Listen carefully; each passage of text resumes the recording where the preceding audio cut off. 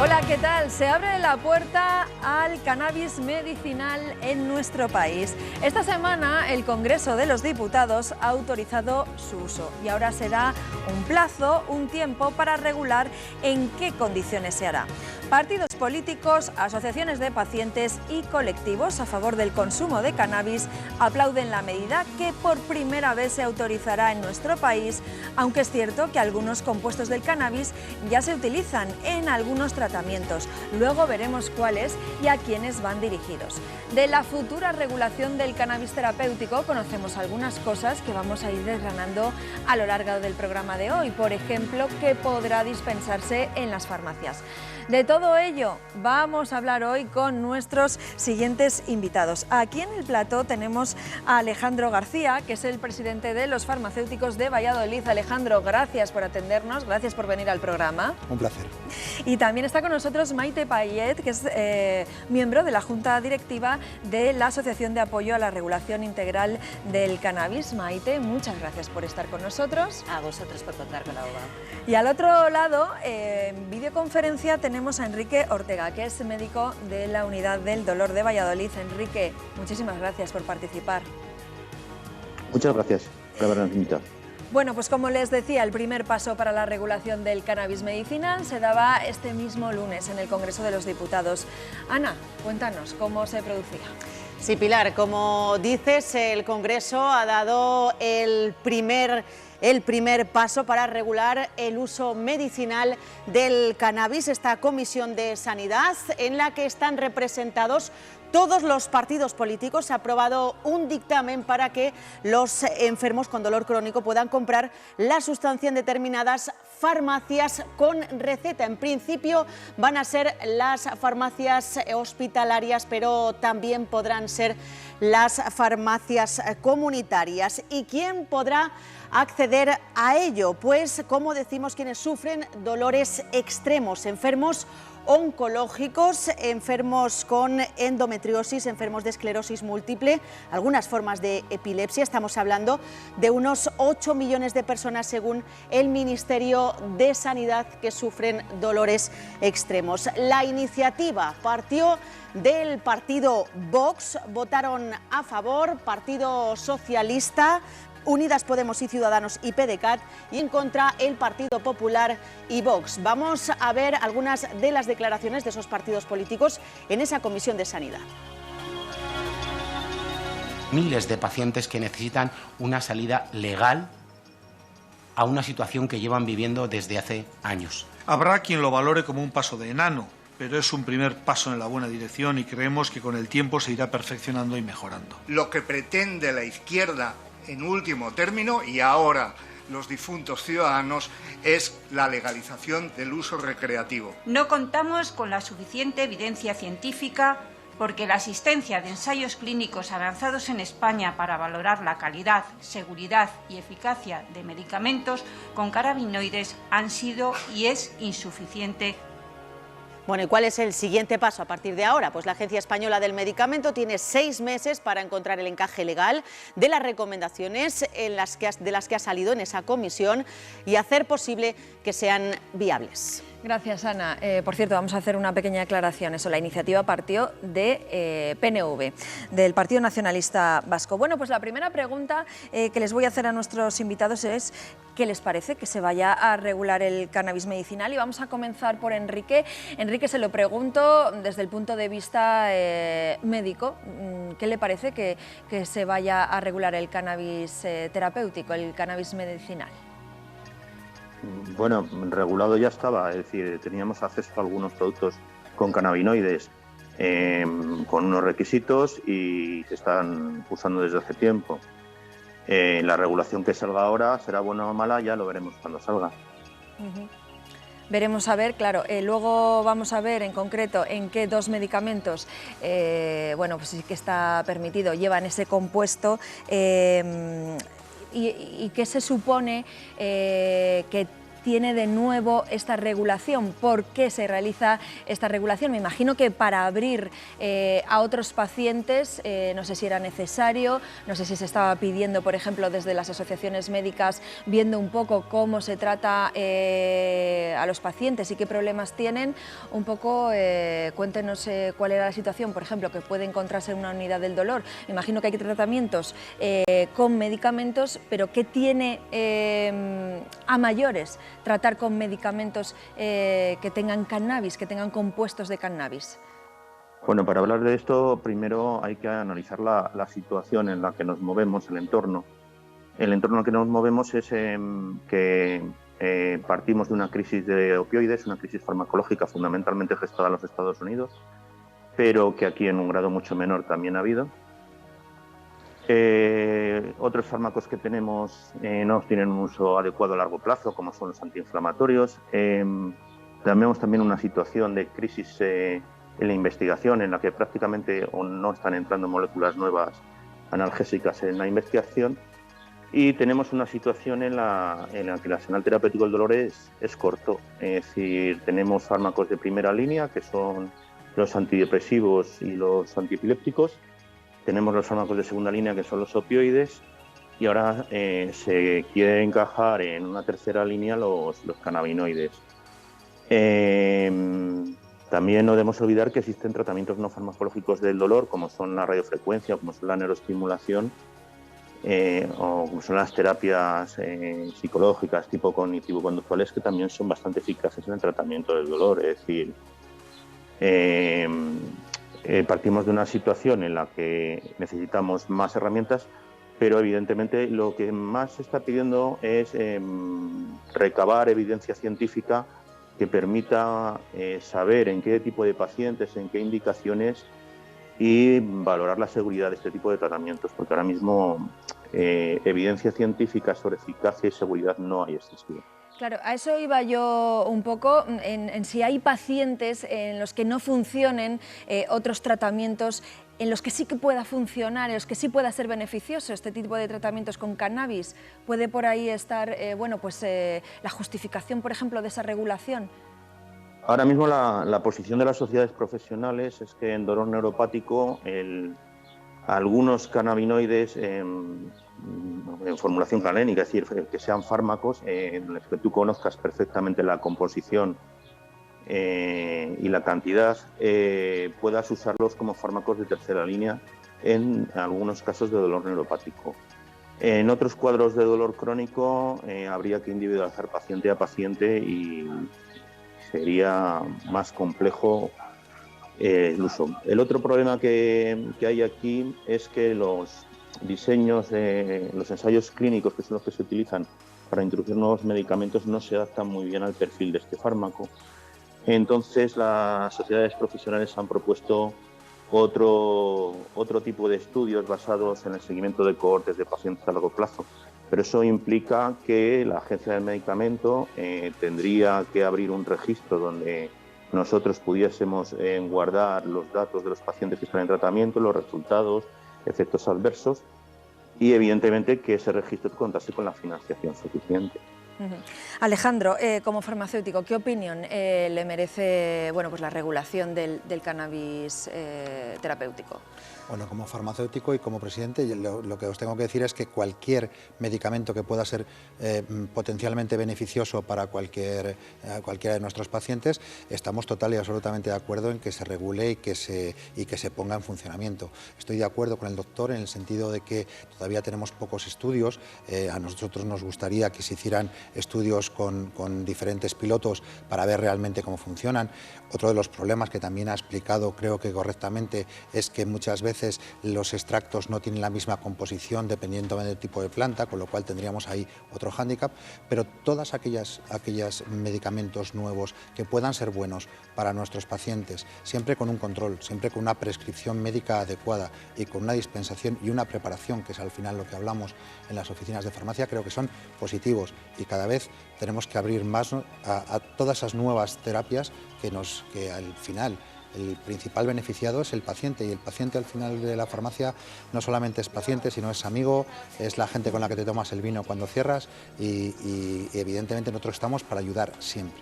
Le vamos a preguntar también a Maite, como representante de un colectivo que aboga por la legalización integral. Esto es un pequeño paso, era necesario, es un paso hacia otra cosa o no, se queda escaso. Cuéntenos, Maite. Bueno, nosotros en principio estamos encantados de que se haya dado este paso. Para nosotros es un paso corto. Llevamos, el activismo canábico lleva como 30 años queriendo provocar este debate. Hoy en la televisión da paso a que se descriminalice a un montón de personas que llevan usando cannabis mucho tiempo. El cannabis nos ha acompañado al ser humano desde hace milenios y quizás ahora necesitamos que los médicos y los farmacéuticos hagan este tipo de tal, pero los pacientes le llevan utilizando mucho tiempo y los pacientes son los que mejor saben como tal. Todos tenemos o hemos tenido un amigo pues en situación de dolor neuropático o con un cáncer, y toda esta gente, lo haya usado o no, ha hablado del cannabis. El CIS dice que el 90% de las personas en este país está a favor de legalizarlo. Es porque el cannabis está normalizado en nuestra sociedad. Nosotros, como me preguntabas, que si nos parece importantísimo el paso. Lo que pasa es que se nos queda muy corto. Se nos queda muy corto por la libertad del paciente al autocultivo, por ejemplo.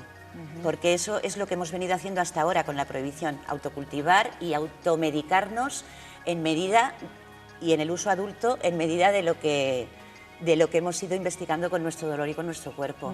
Ahora vamos a seguir profundizando en eso. El dictamen aprobado esta semana por el Congreso de los Diputados abre la puerta a la regulación del cannabis medicinal, pero lo cierto es que ya se emplea el cannabis, como muy bien nos decía el doctor, como compuesto en algunos medicamentos. Ana, vamos a recordar. Sí, Pilar, en España hay 2 medicamentos aprobados a base de cannabis. Son estos, vamos a verlos. Uno de ellos es el Savitex para la espasticidad muscular, es decir, contracciones involuntarias derivadas de la esclerosis múltiple. Otro, Epidiolex, para convulsiones relacionadas con 2 tipos severos de epilepsia. Según la Agencia Española del Medicamento, este año se necesitan 1.500 kilos de cannabis para producir estos 2 medicamentos de los que acabamos de hablar, pero es que las necesidades de cannabis medicinal son mucho mayores en nuestro país. De hecho, se ha disparado este año. De los 600 kilos que se necesitaron en 2021 a las 6 toneladas este año. El motivo es que se han duplicado las licencias para cultivar cannabis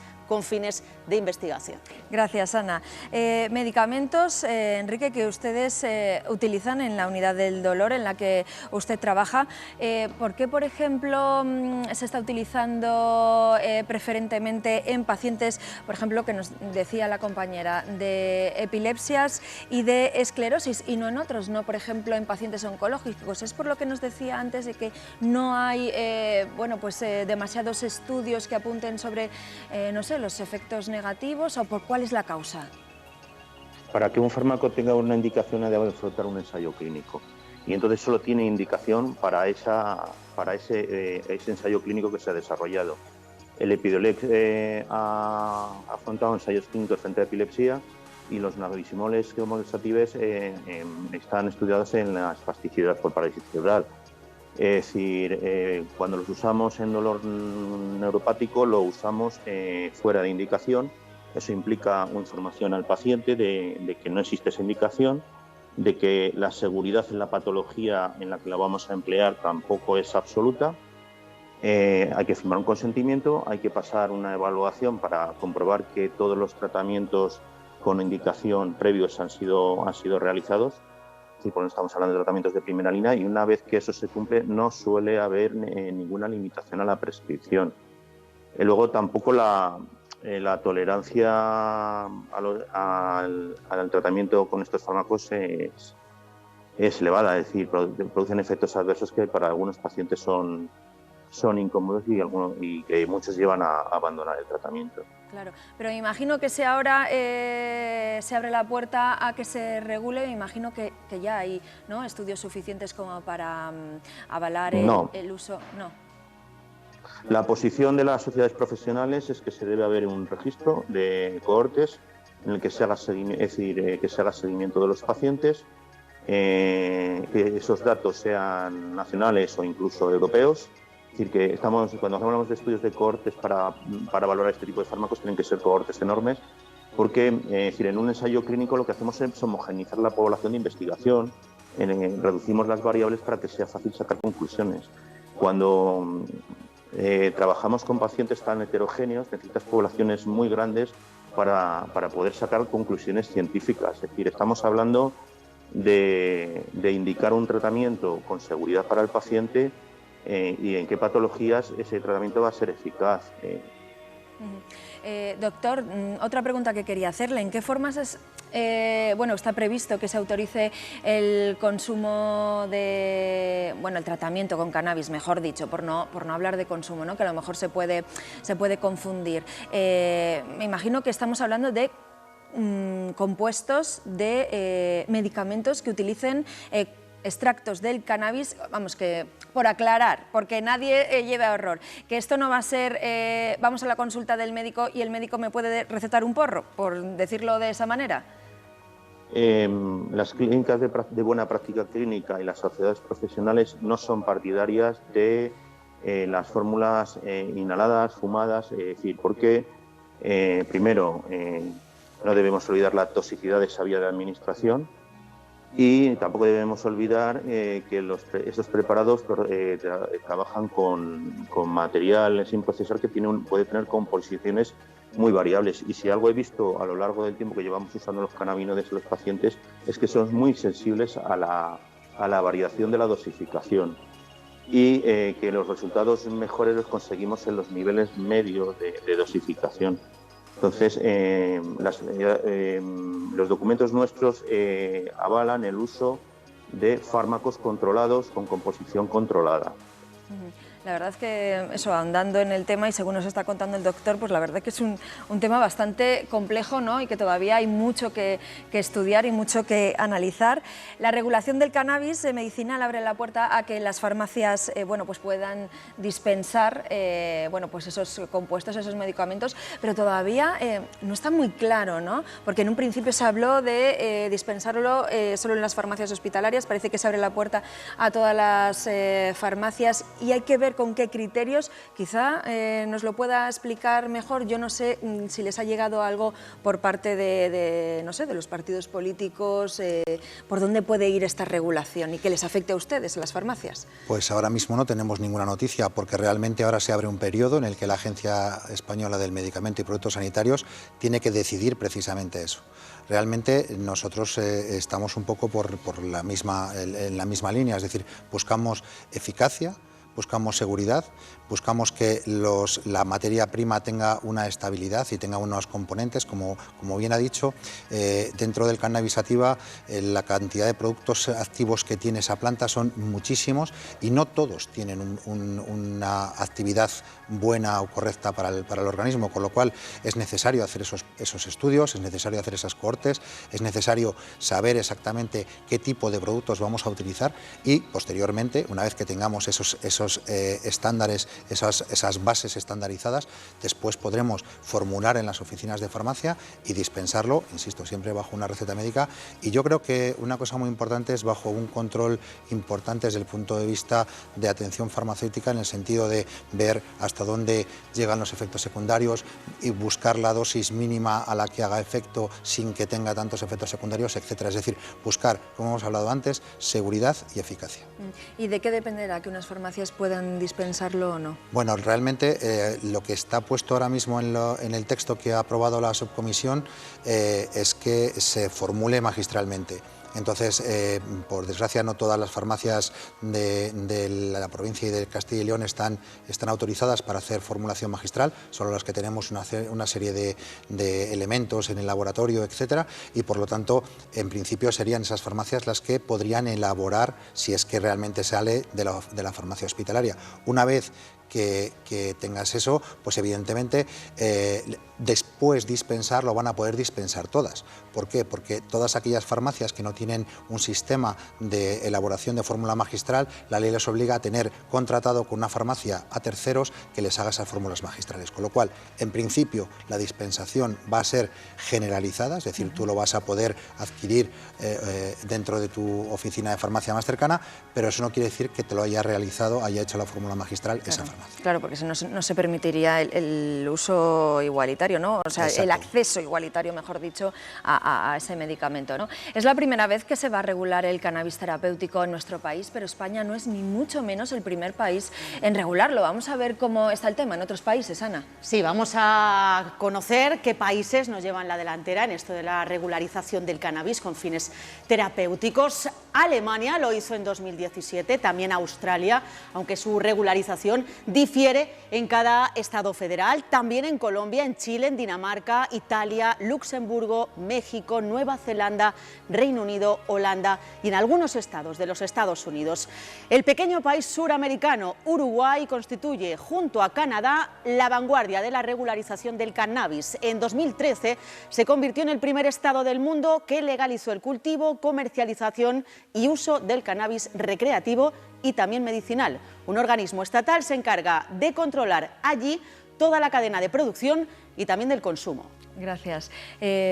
Bueno, se sonreía Maite, me imagino que mira un poquito desde su punto de vista, desde el colectivo, ¿no? Un poco con envidia el resto de países, ¿no? Le gustaría que a lo mejor esa legislación estuviera aquí en España. Correcto. Pero claro, tendrán que tener en cuenta que efectivamente, como nos decía el doctor, eso, no sabemos cómo puede afectar a todo tipo de personas, entonces, bueno, comprenderá que, claro, esto tiene que seguir unos pasos, una normativa.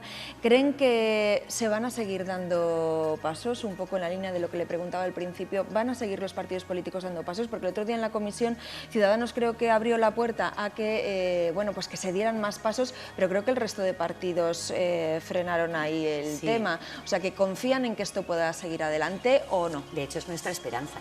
Este paso creemos que es el inicio, como hemos dicho antes, para nosotros se queda muy corto y la esperanza es esa, que vayamos hacia más. De hecho, si hablamos de internacional, lo que sonreía antes, si tú me dices, es eso, que los países que han empezado por una medicinal han avanzado hacia más. Incluso hay países que están legalizando o han legalizado todo a la vez, todos los usos adultos. Estamos hablando de una planta, ¿vale? Yo estoy de acuerdo que es maravilloso que cualquiera de las personas que lo quiere o lo usa para su dolor o para su bienestar tenga la tranquilidad de ir a su farmacéutico o ir a su médico y hablar de ello con naturalidad y que le aconseje como profesional. Pero estamos hablando de una planta que lleva mucho tiempo usándose, entonces nosotros creemos que es solo el principio. Vamos a seguir hasta que sea una regulación integral del cannabis, que nos va a beneficiar a todos. Maite, ¿les llegan pacientes, pues no sé, de dolor crónico, oncológicos a la asociación para pedir ayuda porque, bueno, pues no les prescriben bueno, pues medicamentos porque no están adecuados a su perfil y no sé qué situación se encuentran? Desde hace años. Nosotros desde que creamos la asociación, pero conocemos asociaciones en el Estado con mucho más tiempo que la nuestra y de verdad que viene gente y a nosotros nos resulta incluso a veces violento, porque nosotros no somos médicos, no somos expertos, somos personas usuarias que podemos hablar de nuestras propias experiencias. Pero una persona que tiene dolor o una persona que está en un estado de enfermedad nos viene a pedir ayuda a nosotros y nosotros, por la prohibición, se la hemos dado, pero a un nivel personal. Ahora nos queremos quitar eso de encima. Eso está en manos de quien tiene que estar, que es de los profesionales. Vamos hacia un uso adulto, como te decía, que estará en nuestras manos y que se respete sobre todo a los pacientes que quieran hacer un autocultivo y, ¿por qué no?, una medicación personalizada. Muy bien, pues nada, llegamos al final del programa. La verdad que se nos ha pasado rapidísimo. Vamos a tener que hacer una segunda parte, así que cuando pasen esos 6 meses, que más o menos que está previsto que la Agencia Española del Medicamento pues regule, pues haremos una segunda parte de este programa para ver en qué ha quedado esa regulación. Por supuesto. Muchísimas gracias, Enrique. gracias por atendernos. Alejandro, Maite, lo dicho, muchísimas gracias por participar. Hoy hemos tratado esa futura regulación del cannabis medicinal. Habrá que esperar eso algunos meses todavía para ver en qué se traduce efectivamente. Hablaremos de ello, pero hasta aquí ha llegado nuestro programa. Ahora llega Cristina Camel y vamos a ver. Cristina, muy buenas tardes. Muy buenas tardes, Pilar. Hoy en Vamos a ver hablaremos de esa cumbre histórica, crucial para nuestro país, esa cumbre de la OTAN, la más importante en el siglo XXI y se celebra aquí. Somos los anfitriones en España. Pero hablaremos de esa agenda oficial para los acompañantes. Nuestra compañera Esther Bermejo está en las inmediaciones de la Granja de Segovia, de la Real Fábrica, donde han estado las primeras damas. También hay un primer caballero, que es el marido del dignatario de Luxemburgo. Hablaremos de toda esa trastienda que seguro que a los telespectadores les gusta conocer. Y además, Josemi Rodríguez Sieiro y las revistas del corazón en este miércoles, Pilar. Bueno, pues seguro, temas muy interesantes para nuestros espectadores. Bueno, lo dicho, hasta aquí nuestro programa y ustedes que disfruten del día y mañana más. Mañana les espero. Hasta mañana.